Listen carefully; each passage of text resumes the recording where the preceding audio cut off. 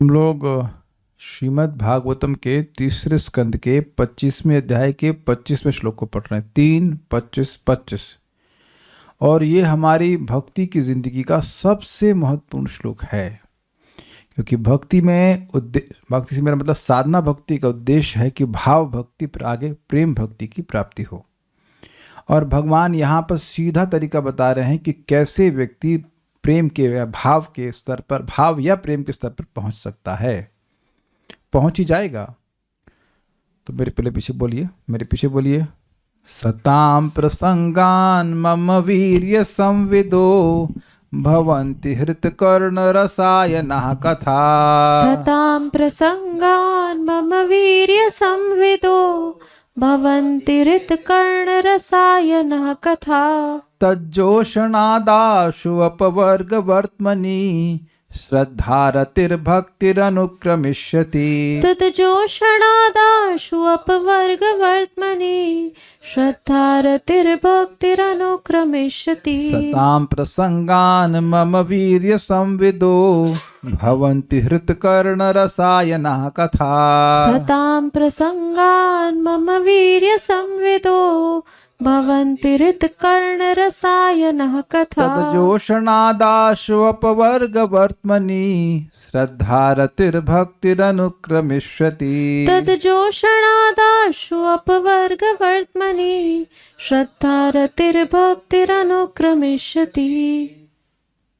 सतां प्रसंगान् मम वीर्य संविदो भवन्ति हृतकर्णरसायनः कथा। सतां प्रसंगान् मम वीर्य संविदो भवन्ति हृतकर्णरसायना कथा। तज्जोषणादाशु अपवर्गवर्त्मनि श्रद्धारतिर्भक्तिरनुक्रमिष्यति। तज्जोषणादाशु अपवर्गवर्त्मनि श्रद्धारतिर्भक्तिरनुक्रमिष्यति। सताम मतलब भक्तों के, प्रसंग से, प्रकृष्ट संग से, जो श्रेष्ठ भक्त हैं उनके संग से, मम वीर्य संविदो, मेरा वीर्य अर्थात मेरा पराक्रम, मेरा ग्रेटनेस, महानता, भगवान कह रहे हैं मेरी महानता संविद, सम्यक रूप से समझी जाती है। पहली लाइन का अर्थ हुआ कि भक्तों के अच्छे संगत से, अच्छे भक्तों के जो ज्ञान में हमसे आगे बढ़े हैं, भक्ति में आगे बढ़े हैं, उनकी संगति से भगवान की महिमा समझ में आती है सही प्रकार से। और महिमा समझाने वाली कथाएं होती हैं, ये कहना चाहिए। जिन कथाओं से भगवान की बात समझ में आती है वह कथाएं होती हैं। वो कथाएं कैसी लगती हैं? तो कहते हैं हृतकर्ण रसायन। कर्ण के लिए रसायन यानी कानों के लिए बड़ी अच्छी लगती हैं, और हृत रसायन जब उसके अर्थ पे विचार करते हैं तो हृदय को भी बहुत अच्छा लगता है। क्यों अच्छा लगता है? क्योंकि हर जीवात्मा भगवान का अंश है और उसका सुप्त रूप से प्रेम है। तो जब वो भगवान की बात सुनता है तो उसका प्रेम जागृत होने लगता है, उसको अच्छा लगेगा ही। भगवान की बात प्रामाणिक से बात नहीं कही जाएगी तो अच्छा नहीं लगेगा। तत्जोषणात्, तत् मतलब उन कथाओं के प्रीति पूर्वक सेवन से, जोषणात् मतलब सेवन करना, उनको सुनना, उसके सुनने से, आशु शीघ्र, बहुत जल्दी, बल्कि इसका मतलब है तुरंत ही, अपवर्ग वर्त्मनि, अपवर्ग मतलब मोक्ष और वर्त्म मतलब मार्ग, जो मोक्ष के मार्ग स्वरूप हैं उन भगवान विष्णु में श्रद्धा होने लगती है। फिर वही श्रद्धा आगे विकसित होकर के रति अर्थात भाव में, और भाव फिर भक्ति हो जाता है, भक्ति अर्थात प्रेम भक्ति में अनुक्रमशिति, एक के बाद एक डेवलप हो जाती है। ये हमने सुना था। श्रीधर स्वामी जी की टीका पढ़ते हैं। भावार्थ दीपिका, इस श्लोक में सत्संग को भक्ति का अंग प्रतिपादित किया जा रहा है। भक्ति के 9 स्टेजेस होते हैं, 9 अंग कह सकते हैं। श्रद्धा, साधु संग, भजन क्रिया, अनर्थ निवृत्ति, निष्ठा, रुचि, आसक्ति और प्रेम। लेकिन एक बात आप लोग के मन में आएगी, यहां कह रहे हैं कि साधु संग से श्रद्धा होती है, लेकिन भक्ति में हम सीखते हैं कि श्रद्धा से साधु संग होता है। जिसकी श्रद्धा होती है वो साधु संग करता है। तब देखिए, एक स्टेज वो होती है जिसमें व्यक्ति साधुओं के बारे में नहीं जानता है, लेकिन अनजाने में, अब तीर्थ में आया या किसी तरह से अनजाने में उसने भगवान के भक्तों की संगत कर ली, अब उसको श्रद्धा हो गई, तो बड़ी अच्छी बात कहते हैं।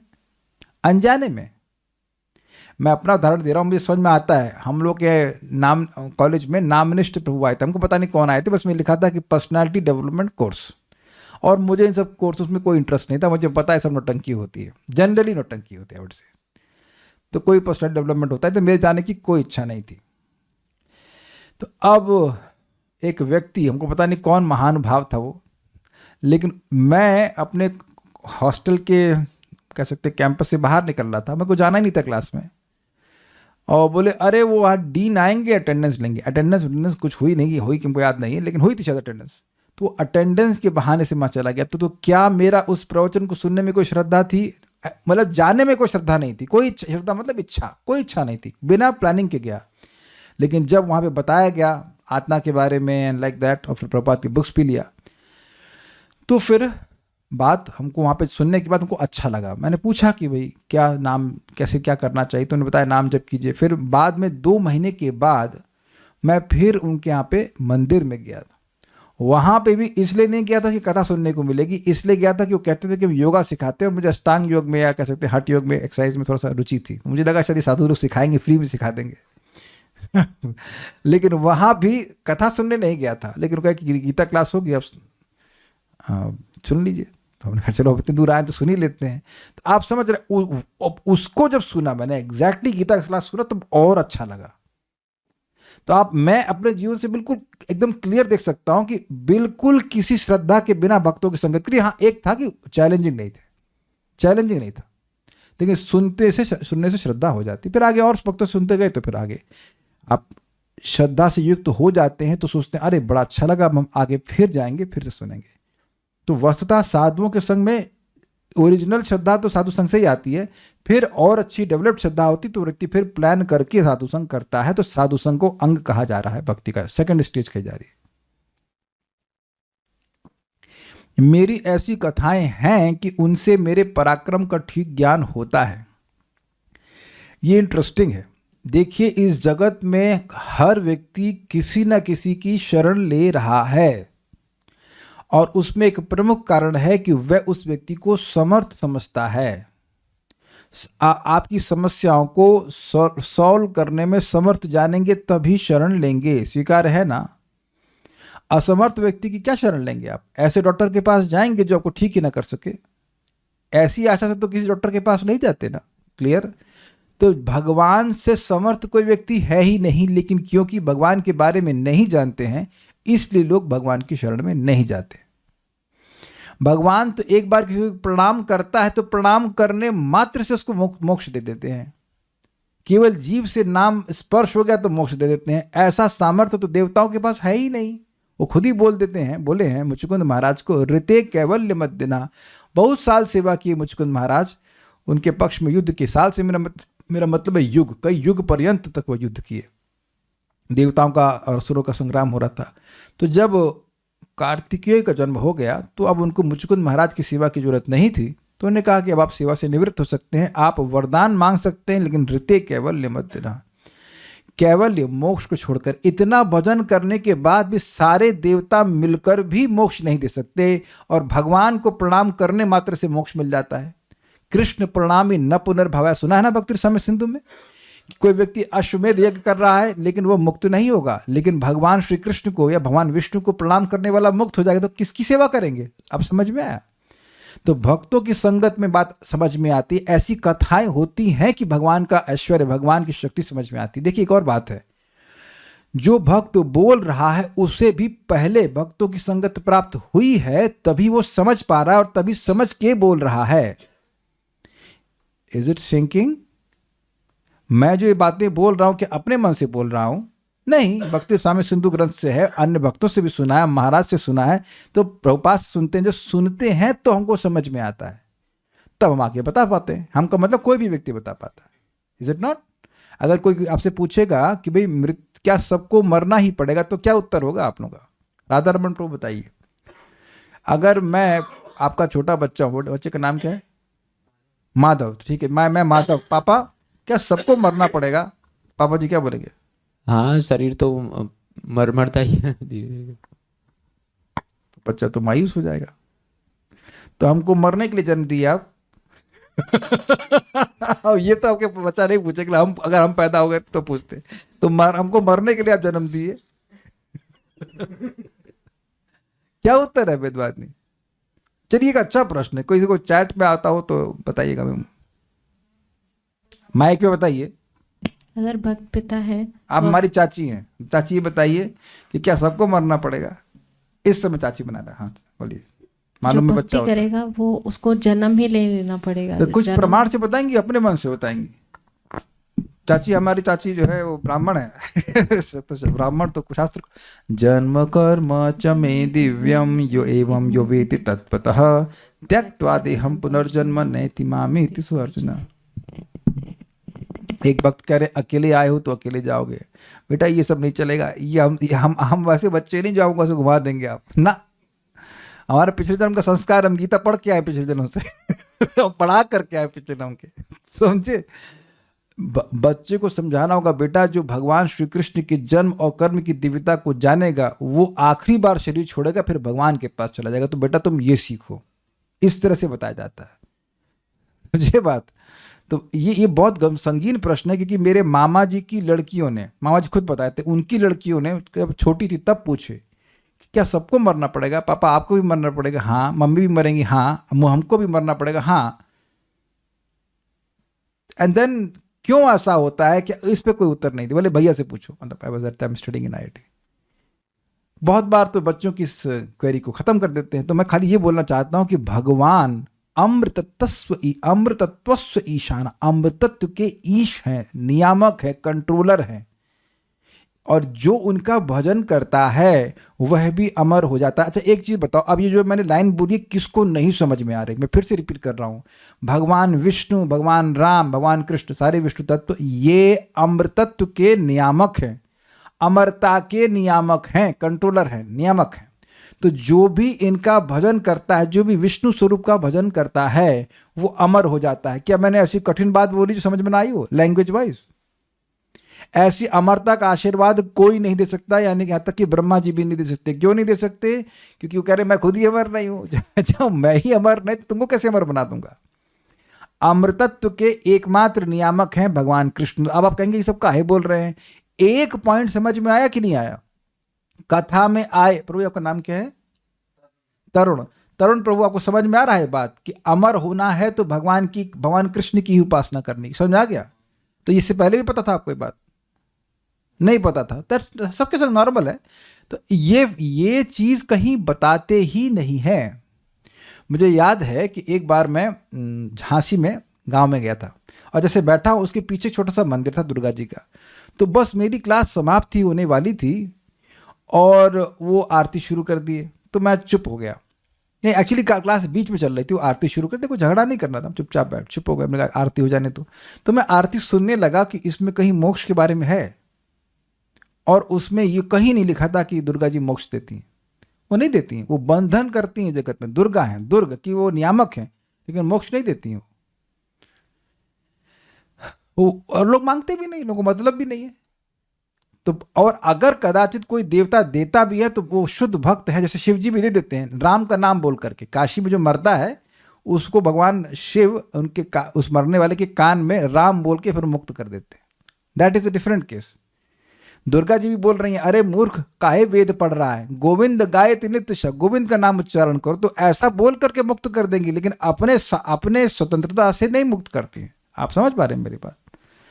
तो ये जो समझावट है भगवान की बात, भगवान की महिमा ठीक ठीक समझ में आती है भगवान के भक्तों की संगत में। देखिए, अगर टीचर को नहीं समझ में आएगा तो स्टूडेंट को कभी नहीं समझा पाएगा। जिसी का मैंने प्रमाण पहले दिया था कि 35 भाव को सप्ताह करी और उसको ये समझ में नहीं आया कि भगवान कौन है, क्योंकि टीचर को भी समझ में नहीं आ रहा था, तभी तो ऐसा बोल रहा था, तभी तो समझा नहीं पाया। I think it's very clear. तो ऐसी कथाएं हैं होती हैं जिनसे मेरे पराक्रम का ठीक ज्ञान हो जाता है। जैसे एक पराक्रम मैं एग्जाम्पल दिया कि प्रणाम करने मात्र से मुक्त हो जाता है, ठीक है। मेरी वे कथाएं हृदय और कान को सुख प्रदान करती हैं। तो जो कथाएं हैं उनके 3 गुण हुए। एक, भगवान के पराक्रम का ठीक से ज्ञान हो जाता है। दूसरा, कानों को अच्छा लगता है। और तीसरा, हृदय को अच्छा लगता है। हृदय मतलब मन को अच्छा लगता है जब उसके अर्थ पे विचार किया जाता है। ठीक है, ओके। इन कथाओं का सेवन करने से अपवर्ग अर्थात अविद्या की निवृत्ति के वर्तमनी अर्थात मार्गभूत श्री हरि में शीघ्र ही पहले श्रद्धा उत्पन्न होती है, उसके पश्चात भाव भक्ति तथा उसके पश्चात प्रेम भक्ति होती है और एक क्रमशः उत्पन्न होते। एक बात समझ लीजिए, श्रद्धा या भाव और या प्रेम, ये सभी श्रद्धा के ही प्रगाढ़ लेवल्स हैं। तो जिस चीज से श्रद्धा आती है उसी चीज से श्रद्धा बढ़ती भी है। सब बात अगर भूल जाते हैं तो उसको लिख लीजिए भाई। साधु संग से श्रद्धा आती है और साधु संग से ही श्रद्धा बढ़ती भी है। तो कोई सोचे कि मैंने साधु संग कर लिया, अब मुझे और साधु संग की जरूरत नहीं है, तो उसकी श्रद्धा कमजोर हो जाएगी, नहीं बढ़ेगी। जैसे इस जगत में विटामिन डी किसी का कम हो जाता है तो गोलियां खाने लगता है, मतलब सप्लीमेंट्स, B12 स्पेशली। तो B12 खाएंगे तो बढ़ेगा, नहीं खाएंगे तो डाउन हो जाएगा। सिंपल है, वो आपके शरीर में बनता नहीं है, अपने आप नहीं बनता है। I hope it is very clear. जिंदगी भर के लिए क्लियर कि आज के लिए क्लियर? जिंदगी भर के लिए क्लियर हो जाना चाहिए। साधु संग से ही श्रद्धा आती है और साधु संग से ही श्रद्धा बढ़ती है। इसीलिए बोला जा रहा है साधु संग सर्व शास्त्र कोय, लव मात्र साधु संग सर्व सिद्धि होए। I think this should be everyone's, मतलब बिल्कुल क्लियर हो जाएगा। और इसीलिए असत्संग नहीं करना चाहिए, क्योंकि असत्संग से ही भौतिक वस्तुओं में श्रद्धा आती है और उन्हीं भौतिक वस्तुओं में श्रद्धा बढ़ भी जाती है कि मैं पैसा कमा लूंगा, मैं ये कर लूंगा और फिर सुखी हो जाऊंगा। वो लोग ऐसी श्रद्धा से युक्त होकर के बोलते हैं। ओके, ठीक है, ठीक है।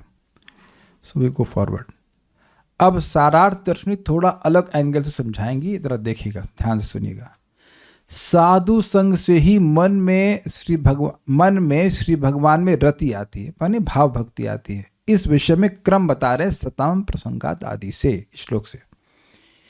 साधु संग से ही का मतलब क्या है? और कोई विंडो है ही नहीं और कोई दुकान है ही नहीं कि श्रद्धा आ जाए, अपने से कभी नहीं आती। इसीलिए साधु लोग संग देते भी हैं। जो लोग भी निरपराध मतलब इनोसेंट हैं, इनोसेंट मतलब बालिश कहा जाता है, श्रद्धालु है, श्रद्धालु भी नहीं कहना चाहिए, इनोसेंट कहना चाहिए। इनोसेंट है मतलब चैलेंजिंग नहीं है, उनको संगति दी जाती है। ऐसे साधु जनों का संग ही आपका प्रार्थनीय है। इस पूर्वोक्ति के अनुसार पहले उनके प्रति श्रद्धा, फिर साधुओं के प्रकृष्ट संग से मेरी कथाएं होती। थोड़ा समझिए हुआ क्या। भगवान ने कहा था श्लोक क्रमांक 24 में, संगस्तेष्वथते प्रार्थ्य, आपके लिए ऐसे साधुओं का ही संग प्रार्थनीय है। आपको खोजना चाहिए, आपको इच्छा करनी चाहिए कि भगवान से भी प्रार्थना करनी चाहिए कि भगवान हमको सच्चे साधुओं की संगत दीजिए। ठीक है, तो अब कह रहे ऐसे साधु जनों का संग ही आपका प्रार्थनीय है, जिनका वर्णन 24वें श्लोक में हो गया। इस पूर्वोक्ति के अनुसार, पिछले श्लोक में जो भगवान ने कहा उसके अनुसार, पहले उनके प्रति श्रद्धा होती है, साधुओं के प्रति श्रद्धा होती है, फिर साधुओं के प्रकृष्ट संग से मेरी कथाएं होती हैं। प्रकृष्ट संग समझ पा रहे हैं? प्रसंग को तोड़ रहे हैं, प्रकृष्ट मतलब बहुत बढ़िया और संग मतलब संग। जब किसी साधु में श्रद्धा होगी, क्या हम तभी उससे सुन पाएंगे या नहीं? Easy, very easy, got it. अगर श्रद्धा नहीं होगी कि ये सही बोल रहे हैं तो हम बिल्कुल सुनने वाले नहीं। वो अलग बात है कि पेमेंट हो रहा हो, हमें अच्छे से याद, हम नाम नहीं लेना चाहते, लेकिन हम CMS में पढ़े थे लखनऊ में, तो वहाँ के जो फाउंडर आचार्य, मतलब वॉट आचार्य तो नहीं कहना, जो फाउंडर हैं वो कुछ बोलते रहते थे प्रवचन, और उसका कोई कंक्लूजन नहीं आता था वो बोलना क्या चाहते हैं, no what he wants to say, विश्व में शांति हो, ये हो। आप लोगों ने सुने इस तरह के प्रवचन, ये हो वो हो वाह हो, क्या नाम था, गांधी कुछ नाम था उनका, नाम भूल गया। नथिंग अगेंस्ट हिम, लेकिन कुछ कंक्लूड तो करो यार। 2 घंटे बोले जा रहे कुछ करना क्या ये बताओ ना। खड़े हैं लोग, बच्चे खड़े हैं, टीचर खड़े हैं, बैठे हैं, सुने जा रहे हैं, सुने पका देते, लिटरली हम बोलेंगे पका देते उनको। ही इज नॉट क्लियर, उन्हें खुद ही नहीं पता कि करना कहना क्या चाहते हैं। सब धर्म बराबर हैं, ये हैं। हाँ, जगदीश गांधी जी, यस। इनका नाम तो अच्छा है, अब समझो, जगदीश नाम तो अच्छा है, भगवान का नाम है, ठीक है, लेकिन अब भगवान की भक्ति करना है, नाम उच्चारण करना, ये सब कुछ नहीं। उनकी इंटेंशन नेक है, कुछ शांति लाना चाहते हैं, लेकिन वो बोलना क्या चाहते हो। तो हम लोग को कोई श्रद्धा नहीं होती थी, मतलब भगवान ना करे हमारा प्रवचन सुने, बट पता नहीं जिंदा भी है कि नहीं, नहीं पता, शायद होंगे, लेकिन डेथ हो गई, ओ तब तो बुरा नहीं मानेंगे। तो ठीक है। तो अब जस्ट हमको कुछ श्रद्धा नहीं होती। There was not nothing exciting about his speeches, with all due respect, whatever is due. कोई हमको तो ऐसे खड़े हैं वहाँ, टीचर भी खड़ी है क्योंकि पेमेंट मिल रहा है, अन्यथा कोई ना जाए। हम तो बहुत बार बंक मार देते, नहीं हम नहीं आएंगे ऐसे करके। मुझे अश्रद्धा से सुनना खराब लगता है। इवन कोई मान लीजिए योग के बारे में बता रहा है, मटीरियल चीज का अपरा ज्ञान भी दे रहा है, लेकिन he has to speak sense. Nonsense बोलेगा हम नहीं सुन सकते। मेरे ख्याल से आप लोग भी ऐसे ही होंगे सर, नॉन सेंस क्यों सुनेंगे भाई, आप पेमेंट दे रहे हो तो ठीक है बैठ जाएंगे, लेकिन अन्यथा तो नहीं। मुझे याद आ रहा है एनटीपीसी में एक व्यक्ति आए और वो आईआईटी दिल्ली से थे, और बोलना शुरू कर दिया कि देखो पहले तो आग का आविष्कार हुआ, हम लोग जंगली थे, ये होते हैं। उन्होंने कहा आपके पास आप कहाँ से हिसाब ले लिए कि हम जंगली थे। और वहाँ से वो कह रहे चले आईआईटी दिल्ली से। हमने कहा तो क्या है, हम आईआईटी कानपुर से हैं क्या, कोई तोप है क्या ये। उन्होंने कहा अपने मन से बोलेंगे कि जंगल से आए, जंगली थे इंसान और ये थे, अपने मन से कुछ ही बोलते चले जाएंगे। लोगों को यहाँ पे मतलब ऐसा ट्रेन नहीं किया जाता है, but you can't just talk nonsense. तो अगर मन में ये भाव है कि ये व्यक्ति फालतू बोल रहा है, तो उसकी बात फिर हम प्रकृष्ट संग नहीं हो पाता, कथा हो ही नहीं सकती, है कि नहीं, ठीक है। इसमें पहले अप्रकृष्ट संग के कारण भजन की क्रिया मात्र आरंभ होती है, पर भगवान की कथा नहीं। देखिए ये बड़ा रुचिकर है, क्या कहना चाहते हैं।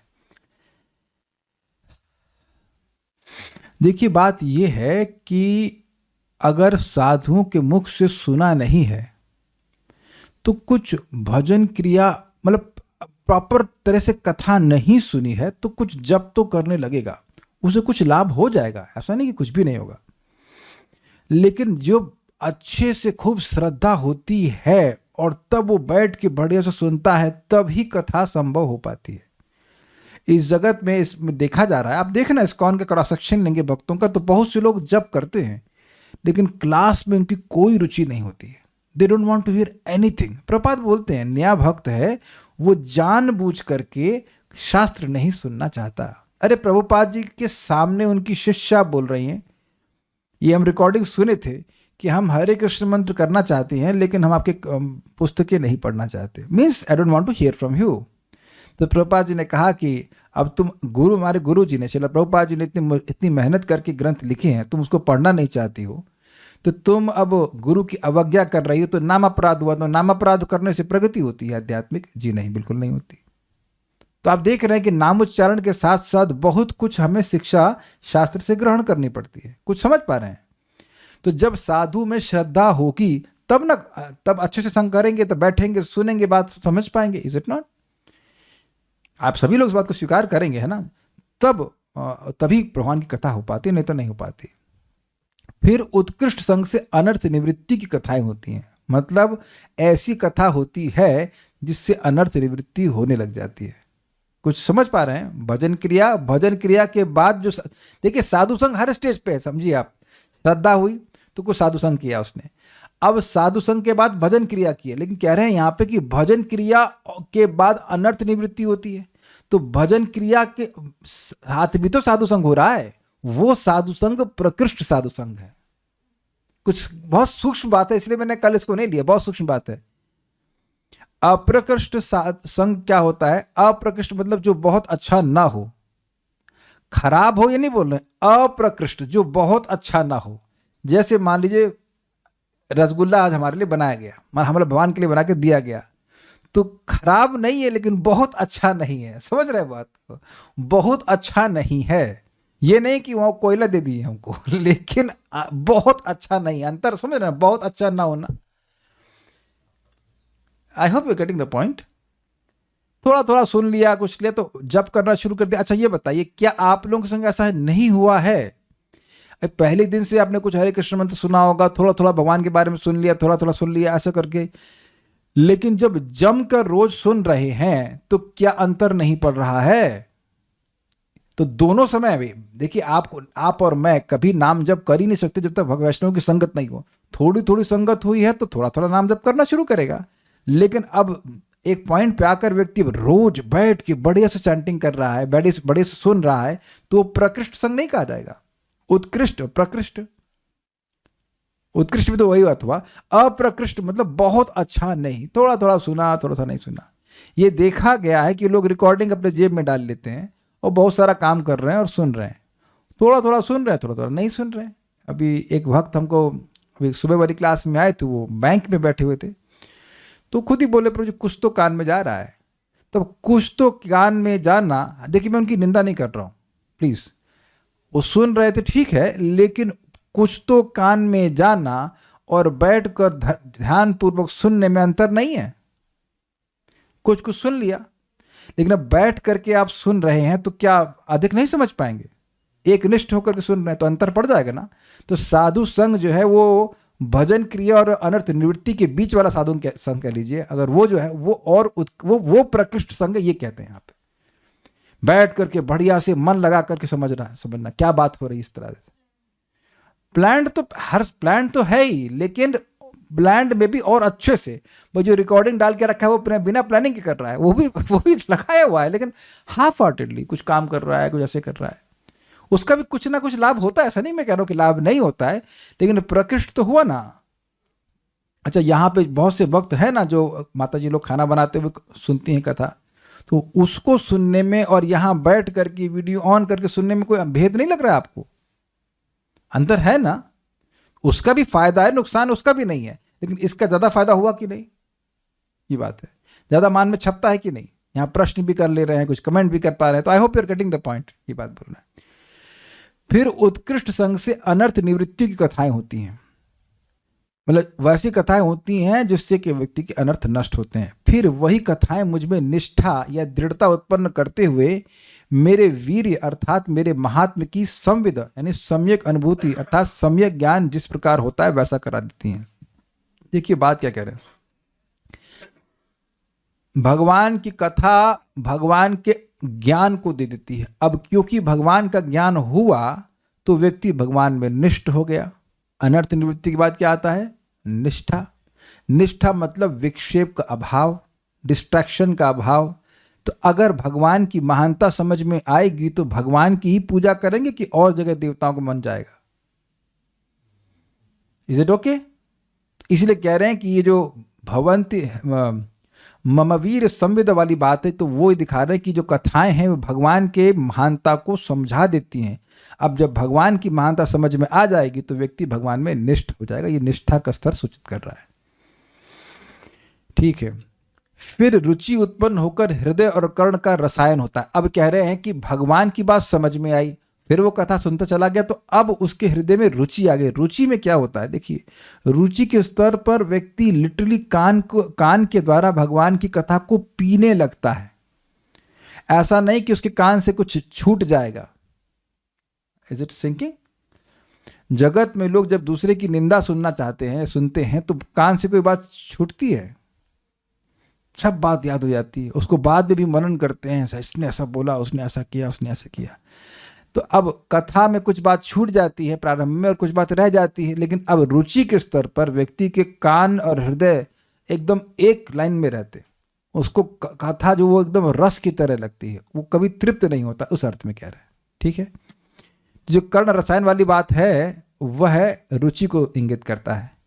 फिर उन सब मेरी कथाओं का जोशन अर्थात प्रीति पूर्वक आस्वादन करने से अपवर्ग वर्तमनी, अपवर्ग अर्थात अविद्या की निवृत्ति, तो उसके ही वर्तमनी अर्थात मार्ग स्वरूप श्री हरि में श्रद्धा अर्थात आसक्ति। तो यहाँ पर चक्रवर्ती पास श्रद्धा का मतलब आसक्ति ले रहे हैं।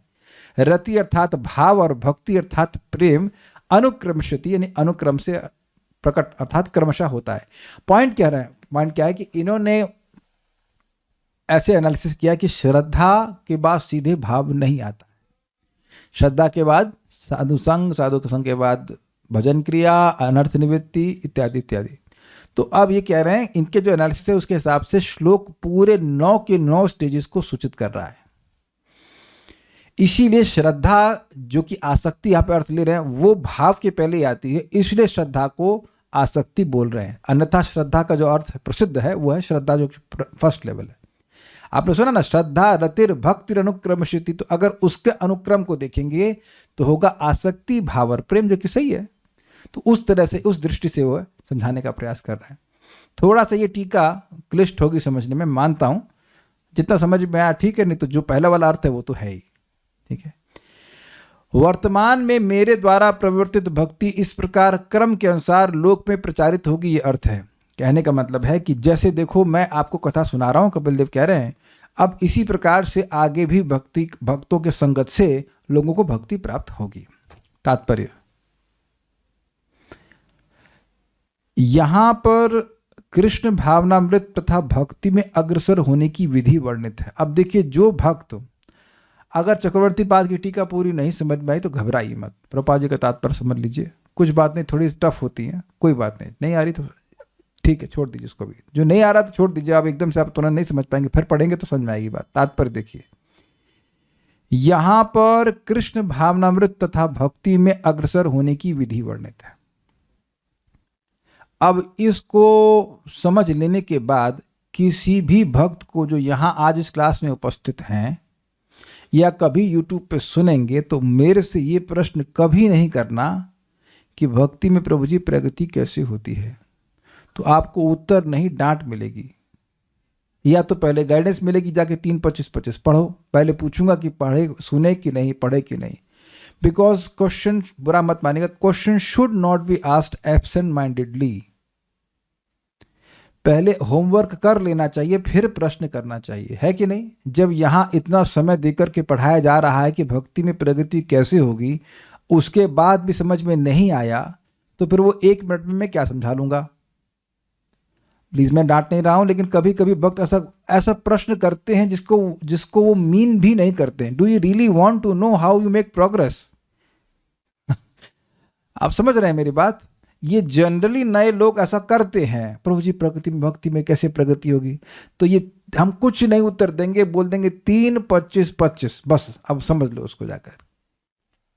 इसलिए ये श्लोक तो केवल सुनने के लिए नहीं है, केवल सुनने के लिए, समझने के लिए है। जो प्रपात तात्पर्य में समझाना एकदम ईजी है, क्लियर है, आपको समझ लेना चाहिए। और अगर समझ में आ गया तो फिर वैसे ही करेंगे। जैसे मान लीजिए वेदवादिनी को सीखना है करना में प्रभु कि डोसा कैसे बनता है, तो हर दिन आप जब बनाएंगे तो पूछेंगे प्रभु जी डोसा कैसे बनता है। एक बार सीख गए तो उसके बाद बनाइए उसको, अग्रीड। तो ये एकदम क्लियर तरीका है कैसे भक्ति में प्रगति होती है, इसको आप सीख लीजिए। पहली बात है कि वह ऐसे पुरुषों की संगति खोजे जो कृष्ण भक्त हैं, पुरुष स्त्री जो भी हैं, और भक्तिमय सेवा में लगे हुए हैं। भक्तिमय सेवा का मतलब है आडंबर नहीं, जेन्युइनली भक्ति कर रहे हैं, भक्ति प्राप्त करने के लिए भक्ति कर रहे हैं, ऐसे लोगों की संगत खोजे। व्यापार के लिए भक्ति नहीं कर रहे।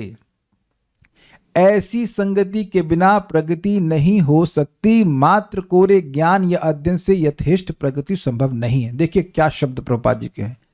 जब तक व्यक्ति वैष्णवों की, भक्तों की संगति नहीं करता है, केवल ग्रंथ पढ़ने से प्रगति नहीं होती है। क्यों? क्योंकि ग्रंथ की समझावट उतनी ही होगी जितनी मेरी चेतना है। कुछ बातें समय के साथ समझ में आती हैं, स्वीकार है। आप साधना करते रहिए, टीचर बोल रहा है, नहीं समझ में आ रहा है, जब करते रही सेवा करते रही, तो भगवान फिर इस ज्ञान को समझने देते हैं। मैं समझता हूँ सबका ये अनुभव हुआ ही होगा। कुछ बातें समझ में नहीं आती, जब करते रही अच्छा ये बोल रहे, अच्छा ये बोल रहे थे। तो जब टीचर पढ़ा रहा है तो वह अपनी चेतना के अनुसार जितना समझ पा रहा उतना उसके हिसाब से पढ़ाएगा। आप खुद से पढ़ करके कितना समझ पाओगे? मुझको अनुभव है कि जब हम शुरुआत में पढ़ते थे, आज से 20 साल पहले भागवतम, तो अलग प्रकार की अंडरस्टैंडिंग होती थी, अब अलग प्रकार की होती है। स्वाभाविक सी बात है, is it not? This so much efforts have gone in this time, is it not? आप जो आज भागवत पढ़ रहे हैं तो 20 साल के बाद भी उतना ही समझेंगे, नहीं ना? लेकिन हाँ, स्पीड बहुत तेज हो जाती है अगर हम एसोसिएशन में सुनते हैं, जो हमसे अधिक जानते हैं उनसे। आई थिंक बात समझ में आ रही होगी। अच्छा, एक और बात है, अगर ये ग्रंथ समझ में आया तो भगवान तो बोल रहे हैं ना कि संगति करनी चाहिए। और तो अगर संगति ना करे तो उसको मतलब श्लोक समझ में आया? नहीं समझ में आया।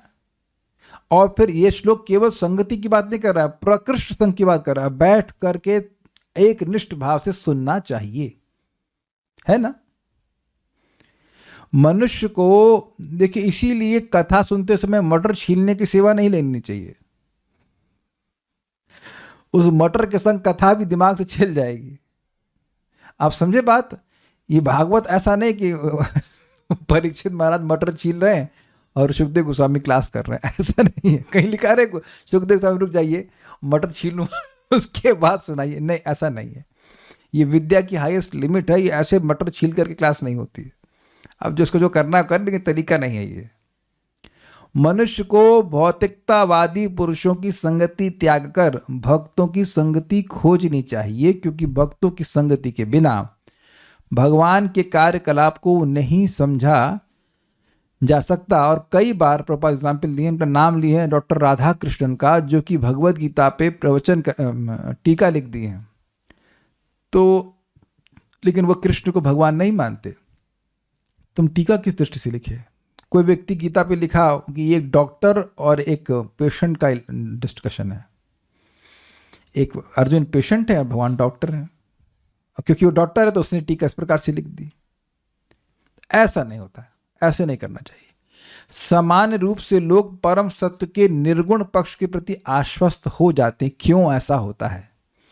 देखिए, किसी व्यक्ति के लिए यह स्वीकार करना कि अनंत कोटि ब्रह्मांड एक व्यक्ति से आए हैं, ये नेक्स्ट टू इम्पॉसिबल है। अगर कोई है आपके सामने, अरे ये कॉलेज इस अमुक व्यक्ति का, अरे ये कॉलेज इनका है, तो कोई बहुत बड़ा एस्टेब्लिशमेंट देखते हैं और हम सुनते हैं कि एक व्यक्ति का है, तो आश्चर्य करते हैं कि नहीं करते हैं? करते हैं ना। अगर मान लीजिए कोई पार्लियामेंट को, भारत की पार्लियामेंट को किसी एक व्यक्ति ने डिजाइन किया है, तब भी आप आश्चर्य करो, ऐसे अकेले कर दिए? तो एक व्यक्ति का इतना सामर्थ्य कैसे हो सकता है? ये नेचुरल रिएक्शन है कि नहीं?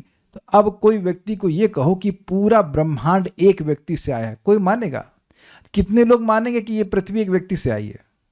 कभी सुने हैं न्यूज में आप कि पृथ्वी एक व्यक्ति से आई है? जितना भी सागर है, जितना पानी है, ये सारा कुछ, समझ रहे हैं बात? तो अब भगवान कोई ऐसे भौतिक व्यक्ति तो है नहीं, तो उनके बारे में तो हमें वेद से मालूम चलता है, इसलिए हम लोग स्वीकार करते हैं श्रद्धा, शास्त्रीय श्रद्धा के अनुसार। अन्यथा लोगों के लिए ये कंक्लूजन ड्रॉ करना कि कोई बहुत बड़ा निराकार है, उससे ये जगत आया, वो आसान है, लेकिन एक व्यक्ति से भगवान ये सारा जगत आई मुश्किल है। आप समझ पा रहे होंगे, शायद इस बात को आप समझ पाए।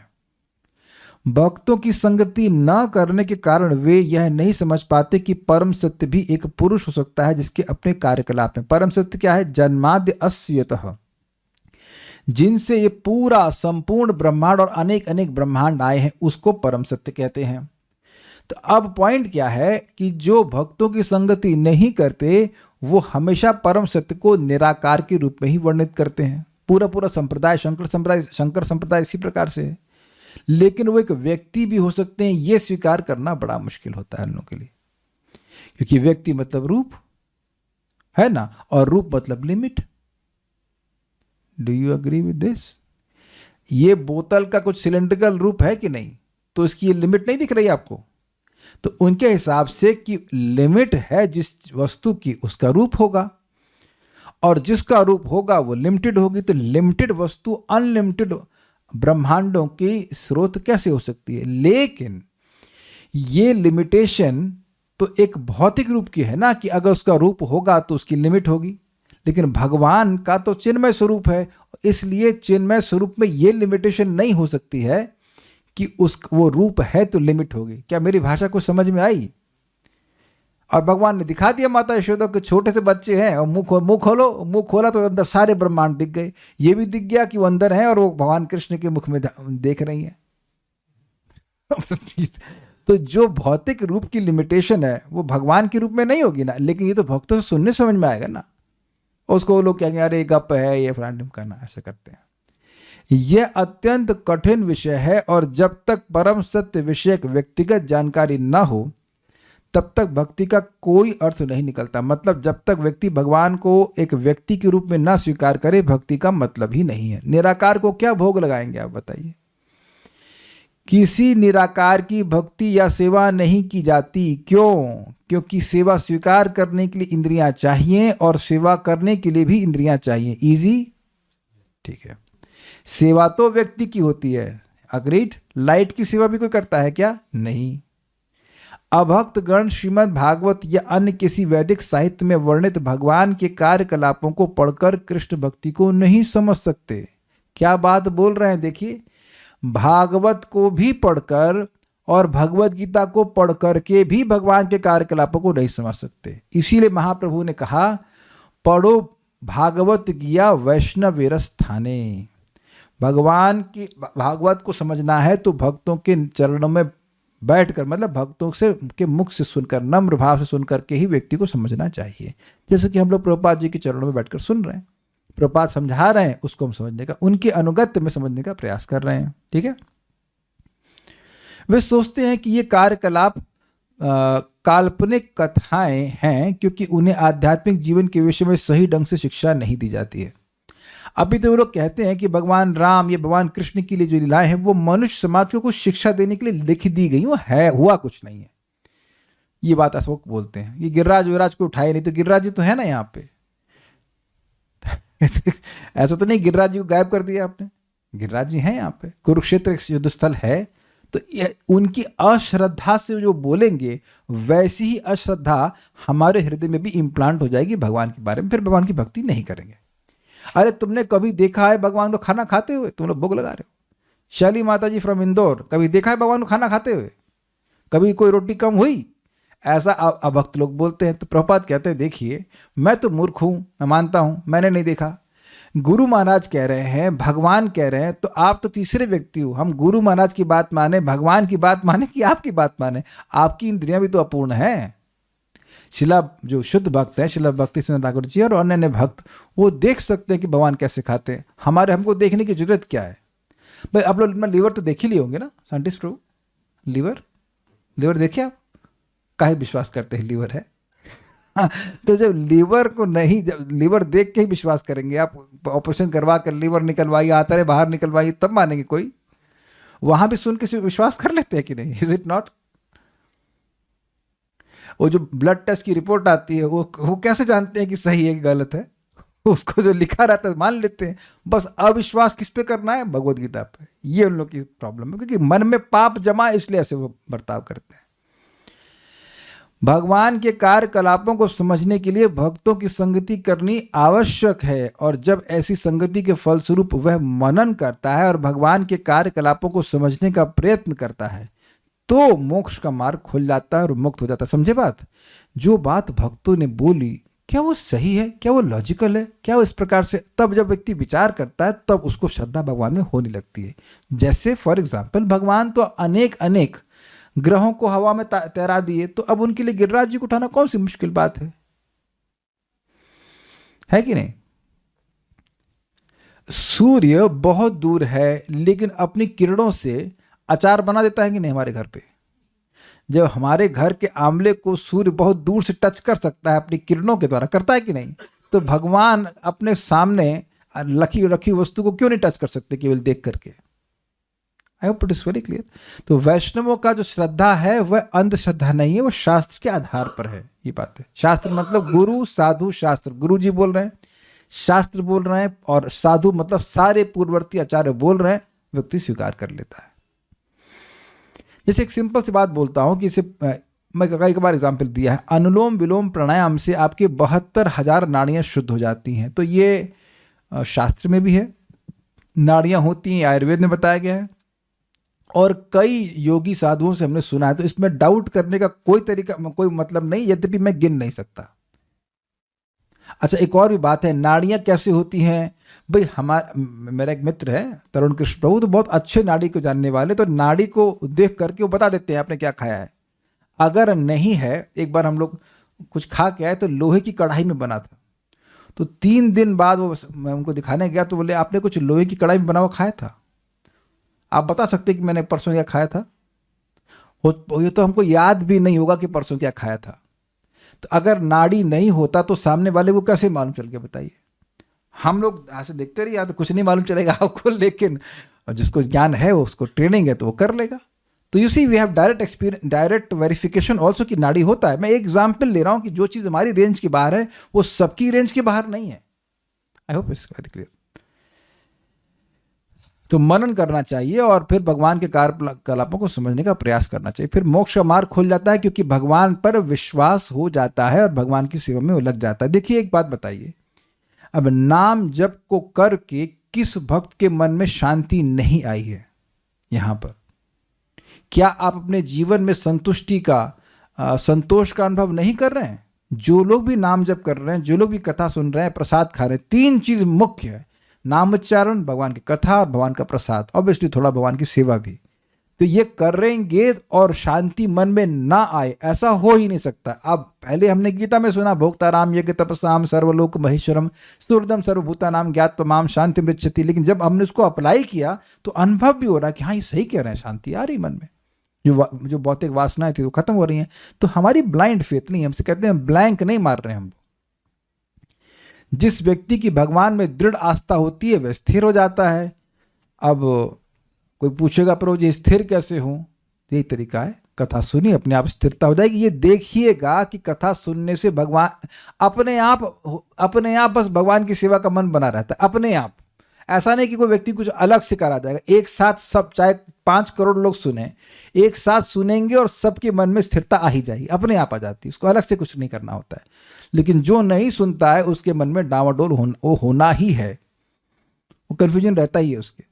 ये मैं देख रहा हूं कि कुछ स्टूडेंट जो पहले सुनते थे तो खूब भक्ति में दृढ़ रहते थे, अब वो रात को, शाम के समय कथा नहीं सुनते, कुछ भी सुनते हैं जो कथा नहीं सुनते हैं, तो अब उनसे सुबह नहीं उठा जाता, उठ ही नहीं सकते। पहले तो मैंने बड़ा प्रयास किया, मैंने कहा अब जब खुद ही विवेक नहीं है तो फिर वो अब भगवान ही उठाए उनको, कांट हेल्प इट। और भगवान तथा भक्तों की संगति के लिए उसका आकर्षण बढ़ जाता है, becomes more and more eager for associating with devotees. और इसको भी क्लियर समझ लीजिए, भक्तों की संगत मतलब श्रवण कीर्तन प्रोसीजर। भक्तों की संगत करना चाहते हैं, इसका मतलब है कि उनके संग बैठ करके भगवान का कीर्तन करना चाहते हैं, श्रवण करना चाहते हैं, और ये स्पृहा बढ़ रही है तो स्पष्ट है कि भक्ति बढ़ रही है। सिम्टम समझ लीजिएगा।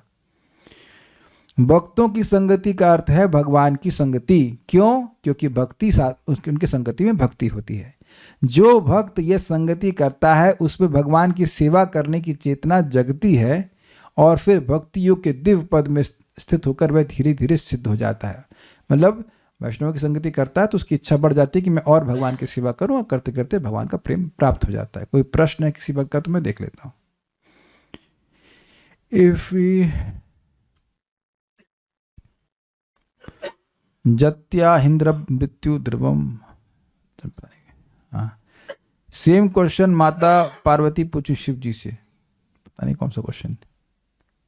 When we hear katha from a devotee, then also we are doing sadhu sang and increasing our श्रद्धा। हाँ, तो ये कमेंट है, क्वेश्चन मार्क समझ में नहीं आया मेरे को। फिर श्रद्धा को किस वर्ड के लिए क्या, वो छोड़ दीजिए आप। और क्या है चिन्मय का मीनिंग क्या हो? चिन्मय का मतलब होता है स्पिरिचुअल, सच्चिदानंद। सत चिदानंद में चिद मीन्स ज्ञानमय, तो चिन्मय भगवान का जो स्वरूप है वो ज्ञानमय है। प्रकृष्ट और उत्कृष्ट संग दोनों एक ही हुआ ना? हाँ, प्रकृष्ट और उत्कृष्ट एक ही बात हुआ। यहाँ पे प्रकृष्ट शब्द आ रहा है, उत्कृष्ट शब्द नहीं, वो मेरे मुख से निकल गया। चंद्रमा दूर से शीतलता प्रदान करता है, यस वेरी गुड। तो अके बात सबको समझ आ गई। तो भक्ति में कैसे प्रगति करनी है, अब मेरे ख्याल से इसमें कोई कन्फ्यूजन नहीं होगा।